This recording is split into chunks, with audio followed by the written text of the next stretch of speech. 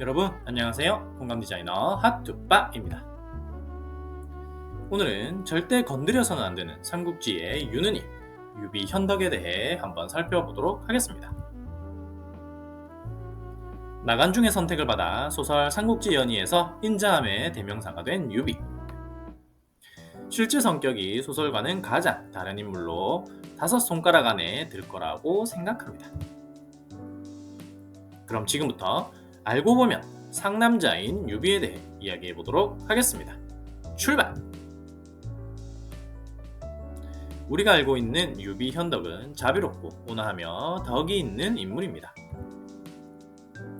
하지만 실제로는 마초적 성향이 가득한 인물이 바로 유비 현덕이죠. 언제나 그에게는 야망이 우선이었기 때문에 아내와 가족은 그에게 큰 의미가 없었습니다.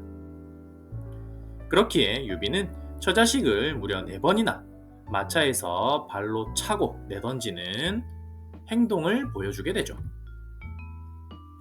유비의 가족은 서주에서 여포에게 2번, 조조에게 1번 사로잡힌 적이 있습니다. 이 와중에 살아남은 간부인과 미부인은 또다시 유비에게 버림받게 되죠. 간부인은 유비가 예주목으로 소패에 둔병하던 시절 얻은 첩이었고, 미부인은 유비가 서주목이 된 후 첩실로 맞이한 미축의 누이 동생이었습니다. 유비가 익주를 차지한 후에는 다시 오일의 여동생 오부인을 정실 부인으로 맞이합니다. 오부인은 일찍이 유언의 아들 유모와 결혼했으나 유모의 죽음으로 과부가 된 인물입니다. 유비가 허다한 명문가 여식들을 두고 굳이 과부를 맞이한 까닭은 그녀가 황후가 될 관상을 지녔다는 소문이 돌았기 때문입니다. 황제가 되고픈 시커먼 마음으로 유비는 굳이 과부와 결혼을 한 것이죠. 유비는 소시적부터 황제가 되겠다는 야망을 가진 야심가였습니다. 유비는 어릴 적 친구들과 놀다가 커서 황제가 타는 수레를 타겠다라고 당당하게 말했습니다. 이로 인해 숙부로부터 집안을 망칠 놈이라는 질책을 듣기도 했죠. 왕조체제에서 황제의 친아들이 아닌 유비의 발언은 곧 역심을 품었다 말할 수도 있습니다. 또한 당시 많은 영웅 호걸들이 그랬듯 유비 역시 조폭 출신이었죠. 촉한 정통론에 입각한 삼국지 연의가 유비를 미화한 까닭에 많은 사람들이 유비가 젊은 시절 돗자리를 팔아 생계를 유지한 효자로 알고 있습니다. 하지만 돗자리와 집신을 삼아서 생계를 유지했던 건 유비가 아닌 바로 그의 어머니였죠. 유비는 15살에 친척들의 도움으로 노식 문화로 유학을 떠났기 때문에 소년 가장 노릇을 할 시간이 없었습니다. 유학에서 돌아온 후에도 유비는 건달들과 어울리기를 좋아했을 뿐 생업을 위한 노력은 전혀 하지 않았습니다. 탁현 일대의 조폭 두목이 된 유비의 주 수입원은 군납업자의 뒤를 봐주는 일이었습니다.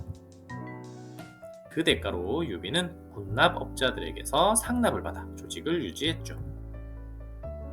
그 시절 가장 두드러진 조직원들이 바로 관우, 그리고 장비, 간홍 등이었습니다. 유비는 야망이 컸습니다. 유비를 일컬어 흔히 효옹이라고 하는데요. 이는 매우 사납다는 뜻도 있지만 결코 남에게 길들여지지 않는다는 의미이기도 합니다.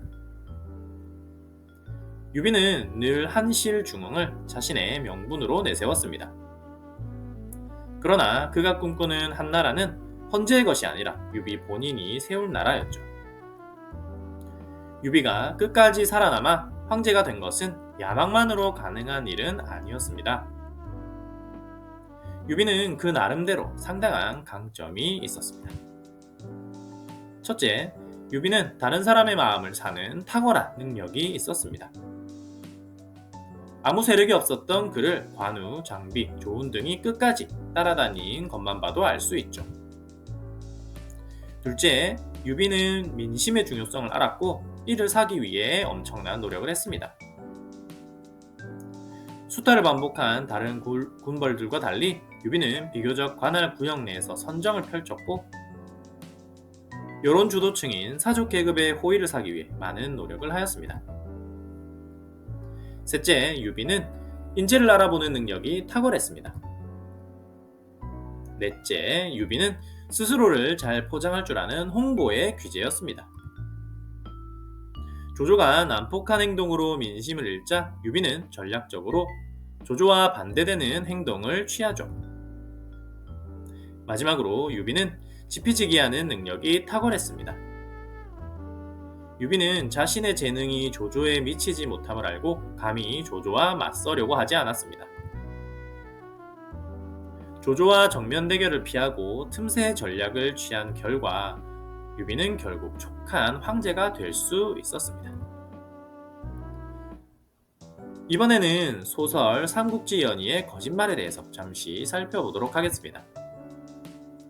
삼국지 연의는 촉한 정통론에 입각해 유비가 세운 촉한이 한나라를 계승했다고 봅니다. 그렇다 보니 유비에 대해서는 좋은 점만 강조하고 없던 이야기들도 꾸며냈죠. 삼국지 연의에서 가장 허구와 왜곡이 많은 부분이 바로 유비 관련 이야기일 겁니다.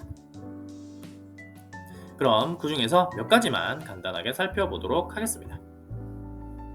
먼저 유비가 의병을 일으켜 황건적의 난을 토벌하는데 큰 공을 세웠다고 삼국지 연의에서는 말하고 있죠. 물론 이것은 허구입니다. 황건적의 난을 진압한 것은 황보숭과 주전이죠. 조조와 송견도 한몫했겠지만 유비는 1차 황건적의 난에는 참전조차 하지 못했습니다. 둘째, 유비가 동탁에 대항하여 일어난 산동 반군의 가담에 큰 공을 세웠다는 건데요.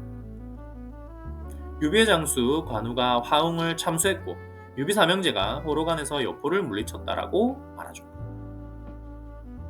다 거짓말입니다. 이 모든 것은 손견이 한 일이며 이때 유비는 있지도 않았습니다. 셋째, 유비가 유황숙으로 불렸다는 주장입니다. 유비가 헌제를 아련하자 헌제가 족보를 참고해 그를 유황숙으로 불렀다고 하죠. 이 역시 전혀 근거가 없는 이야기입니다. 유비는 후한 황실과 한참 먼 거리에 있고 헌제와의 촌수도 명확하지 않습니다.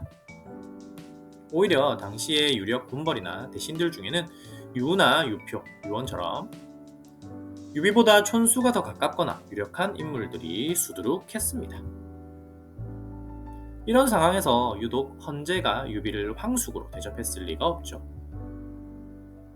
모두 후세의 유비의 정통성을 강조하고자 지어낸 이야기일 뿐입니다. 지금까지의 내용을 참고한다면 유비는 아마도 ENFJ의 성향을 가진 인물일 가능성이 높습니다. ENFJ는 언변능숙형으로 타인의 성장을 도모하고 협동하는 유형의 사람들이죠. 참고로 MBTI는 총 16가지의 유형으로 구분되고 있고요. 이는 어디까지나 저의 개인적 의견임을 기억해 주시기 바랍니다. 지금까지 유비에 대해 살펴보았는데요. 삼국지계의 유느님을 건드려서 무섭습니다. 그럼에도 삼국지 연의와 실제 역사 사이의 차이가 가장 큰 인물 중 한 명이기에 조심스럽게 유비에 대한 이야기를 나누어 보았습니다. 어쩌면 삼국지 연의의 울보 유비보다 실제 역사 속의 상남자 유비가 더 매력적일지도 모르겠네요. 그럼 다음 시간에도 삼국지 속의 매력적인 인물들과 함께 찾아오도록 하겠습니다. 여러분의 삶 가운데 네이플로버의 행운과 세이플로버의 행복이 가득하길 바라며 지금까지 공감 디자이너 핫투빠였습니다. 모두들 사랑하고 축복합니다. 안녕.